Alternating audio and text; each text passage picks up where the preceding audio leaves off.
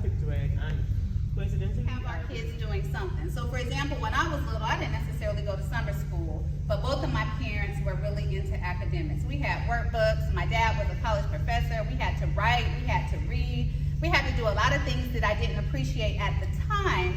However, one of the things that I learned with my own children is that it's always good to have your children ahead of the game. It is so hard to catch them up once they fall behind. So, the first question I have, because I think everything is surrounded by emotions and how things make you feel.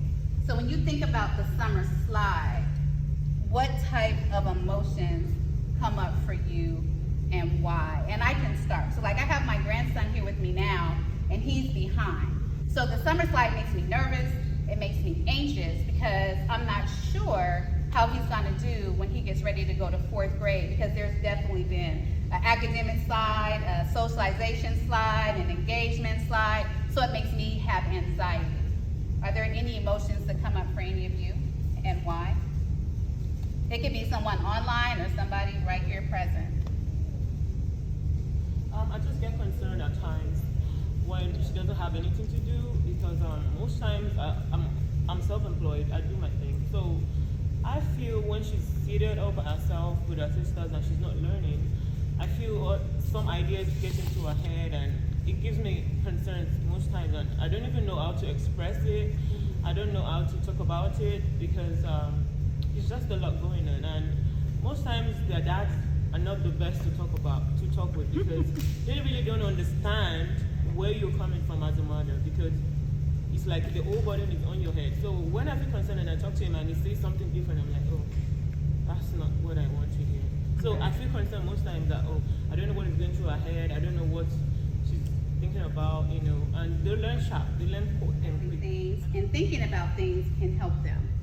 The next one is suspended sculptures. I'm scared to hit something because I've never used this board before, and I don't want to have to do It'll go back. It'll go back, okay. So the suspended sculptures at Schiller Park, I saw those for the first time this year. And what they have, and it's free. So Schiller Park is in the, what's that area called? German Village. German Village area. And they have these sculptures that are like hanging on wires. So there are a lot of sculptures in the park. And it's just an interesting experience. And some of them are pretty interesting to look at. And so that's another free experience. To me, it's just all about exposure.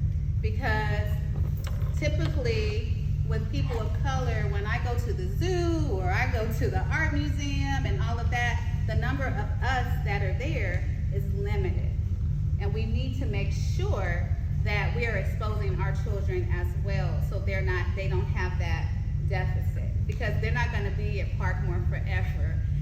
There comes a point when you have to mold with everybody else, and it's not a competition, but we do need to make sure that we give our children some fair experiences to different types of things. Okay, thank you, Ms. That wasn't too bad. The last thing I have on here is the Columbus Festival. I didn't know that Columbus had so many different festivals. There's a ton of them. And so when you pull up the guide, when you get your document, it's going to have the month, and then it will have all the different festivals that happen each month. And so one of the things that I like about festivals is there's this lady named Rudine Bishop Sims, or I might have it backwards, but she does something called Mirrors and Windows. And typically mirrors and windows have to do with books. So I like to think of mirror and window experiences. So a mirror experiences is like Juneteenth. If you're African American and you took your child to a Juneteenth activity, they're able to experience something that looks like them, something that they can connect to. And so some of these festivals, they have the Latino festival, they have the Asian festival, they have different festivals that are related to Black people. So you can give your child the experience of a festival that would allow them to get a glimpse of who they are and learn more about their culture. But then you also have window experiences, and window experiences are where you are allowing your children to learn about somebody else's culture. And we know that we need that in this society. When we allow our children to learn about other people, appreciate differences, then when they grow up, they're not so apt to be racist or have all of these different biases and everything that will interfere with how they interact with other people. So, okay. My daughter, anyway, was little. She loved to draw, and she loved that, and she was very good at it. So I probably would have her draw and then write about what it is that she drew. Some children might want to document what they do every day of the summer. Some people, like when I taught 5th grade, I had a lot of children that loved to write raps.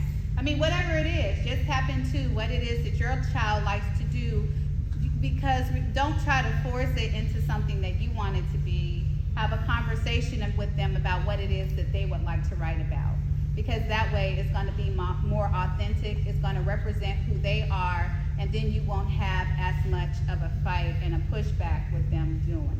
See what I'm saying? But I'm telling you, they're like 3 nice spiral notebooks in their book bag. You don't even have to buy anything. You can just pick a time that you want them to do that.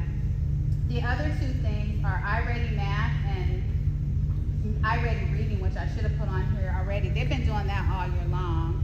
Most of them act like they're allergic to it at this point. They're like, when you say iReady, they're like, oh my God, no.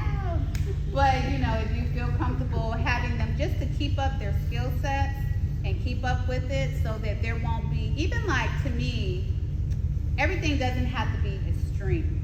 See what I'm saying? Like sometimes we think, like this morning, we got home late last night. I had to go get my hair cut after work. Then I had to go to the dentist. By the time we got home, it was 7 o'clock. I didn't really feel like doing too much at that point in time. But this morning on the way to work, I had my grandson read something to me in the car. Sometimes that's how it is. You know, it wasn't 20 minutes. It wasn't that long. But to me, something every day is better than nothing. There are going to be days where we can have a whole learning hour. Then there are going to be days where we can just do 10 minutes, and that's okay. To me, what's important is being consistent. It's just like with anything else you do, it has to be consistent. But I know for me, my life is different every day. Some days I have a lot of time in the evenings. Some days my evenings are very short and I don't have a lot of time. So I used to beat myself up about, oh my God, I didn't have time to do this, I didn't have time to do that. But I would rather read for 5 minutes than read for 30 minutes, you see, if that's all the time that I have. So with that being said, I want to take the remaining of this time, about 5 minutes, to really think about, like, what is going to work for you? Like, what are you going to have your child do? When would you have them do it? Where are they going to do it?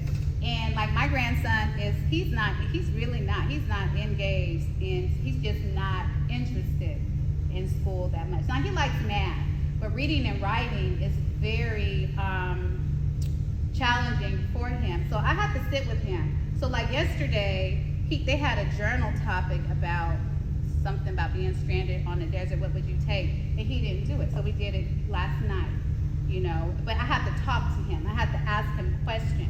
So a lot of times, like my daughter always say, he knows how to do that. If he know how to do it, trust me, if they know how to do it, they're just gonna fluidly do it. If they know how to read it, they're just gonna fluidly read it. Why are they gonna sit up there and fake that they don't know how to read a word or they don't know how to write something? Sometimes we have to engage them. So for him, I had to say, okay, what does a desert look like? And he was like, a desert's hot, a desert's sandy. Okay, so if a desert's hot and a desert's sandy, what would be some things that you would need? And he was like, I would need some water. I would need a tent. I would need this. So I had to have that conversation with him and pull that information out. And then he was able to write some sentences. So sometimes, and I know it's hard when it's your own child, Laura, I know. Because I know I've thought many times, my parenting days are over. I did not sign up for this. But we really like that. And so it's up to us. We don't want this summer learning to be this battle where you done ended up losing your game because you done popped your mouth off because you done got on my nerves because you fussing with me about what you're going to do. So we have to find a way to make it something that's going to be calm and peaceful for you and calm and peaceful for them. So with that being said, I think, what do you think, Ms. Campbell? You can just say, hey, you know what, I know I wanna work on their reading every day, this is the plan. Or hey, my child really struggles with math, we're gonna work on math every day. You know, and I wanna take this one field trip. So if you could, on your paper, write down, what did I do on the next page? I'll go back. Write down one academic area you wanna hit, one field trip or learning experience you wanna take, and then we'll move on to questions and